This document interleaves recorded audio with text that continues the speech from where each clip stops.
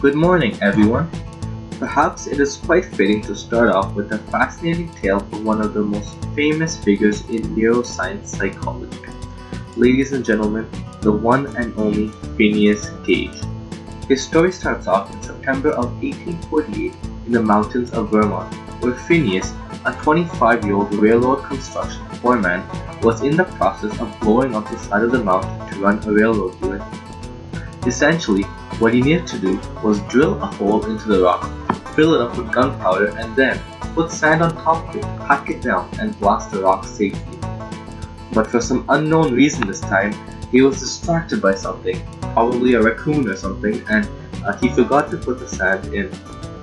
Phineas ended up shoving his 6-foot iron rod into the hole, creating a spark that ignited the gunpowder and sent his iron rod flying over 80 feet away.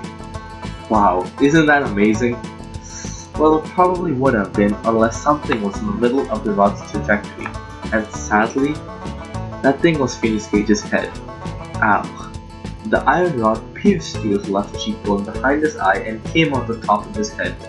Surprisingly, Phineas got up shortly after, fully conscious and able to speak, and casually walked to a carriage that brought him to the hospital.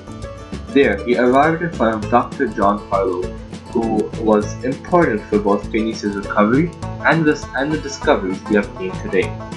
What was found was that due to the incident, Gage's behavior seemed to have changed, where he went from being a calm, smart, and mild-mannered man to an impatient, moody, profane, and simply was no longer Gage, as his friends suggested. Reports have even said that he was no longer allowed to be around women because he would often say the most profane and rude things to them. This all in combination with other observations of frontal lobe injury have suggested that the frontal lobe and the prefrontal cortex play a principal role in personality and emotion.